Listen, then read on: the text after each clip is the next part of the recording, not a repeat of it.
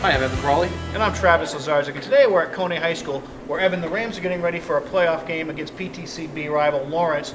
It really wasn't much of a game in the regular season, with Cony taking a 30-13 win at Keyes Field in Fairfield. That's right, Travis. The game was originally scheduled for Friday night. This is going to be played Saturday afternoon at 1 p.m. now. That was the first game where Cony started to figure out their defense. Early in the year, they had a ton of problems stopping anyone. They gave up 46 points to Brewer. They gave up 52 to Brunswick. And that was the first game where they really started to figure things out. They moved in Benaiah Wilhoit to the defensive line. Max Story moved in at linebacker. They added some new pieces. They started to figure out exactly what they have for talent, and it really showed in that Lawrence game, Travis. Yeah, it was the start of a long winning streak for Cony. Now, Lawrence has had a pretty good season, too. They've only had those hiccups to Cony and then to Brunswick a few weeks later. Bulldogs coming off an impressive 34-14 win over a much-improved Brewer team last week in the playoffs.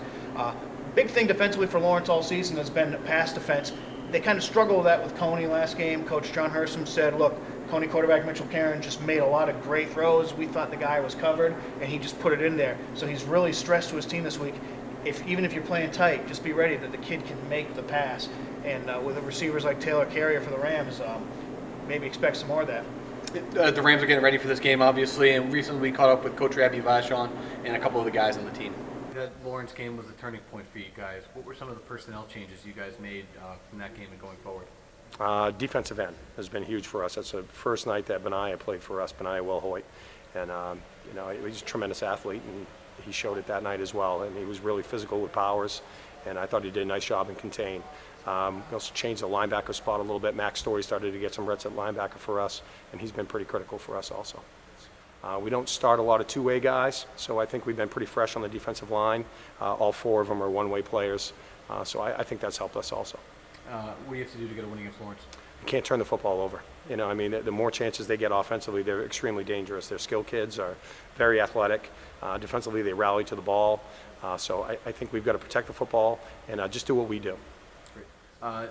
That Lawrence game was really where things changed for you guys. What happened up at Keyes Field?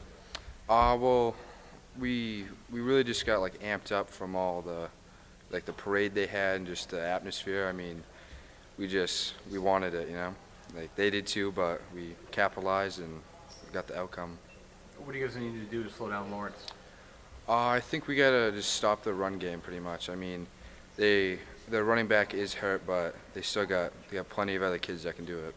Anthony, Coach was saying you guys had a good day of practice on Tuesday up at Thomas. What do you feel like you accomplished? Well, first of all, we were very fast with everything, going through everything.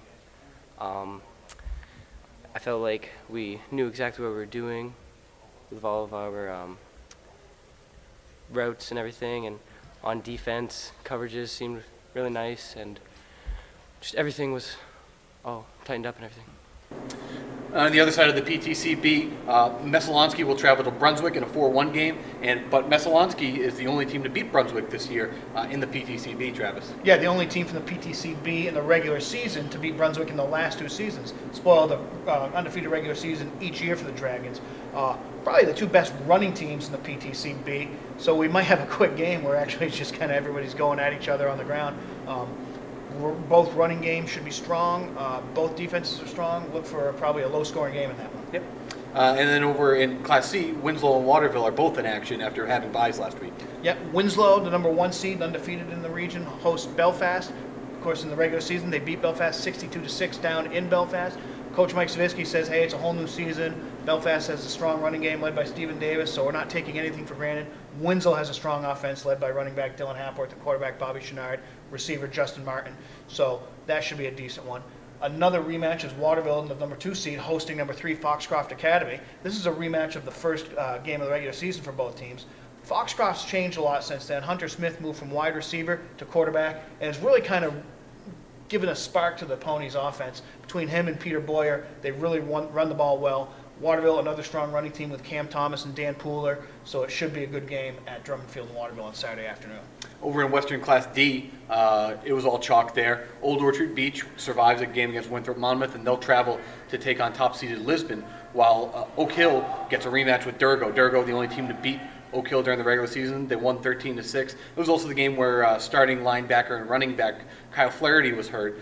He missed a bunch of time during the season with a hamstring injury, Travis, and but talking with Stacey Doucette last night, the Raiders coach, he said Flaherty is back. He's 100%, and their offense is really different and much more explosive with both him and Mace in the lineup. Another team that's kind of getting a boost from a returning running back is Maine Central Institute, MCI, in the Little 10 Conference in Eastern D. MCI played about half the season without star running back Jonathan Santiago, who led the league in rushing last year and was on pace to do that again this year until he tweaked the knee injury that he suffered in basketball season last winter.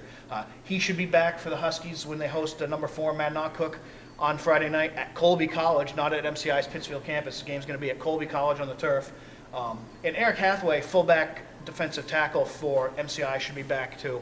MCI's 8-0, and I looked it up today. This is the first time they've been the number 1 seed in the LTC playoffs in the history of their program since joining the league in 1977.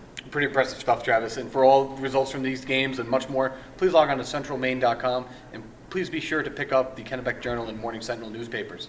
That's it for us this week. We'll talk to you next week about regional finals. Enjoy whatever games you get out to, and we'll see you next time on Gridiron Gurus.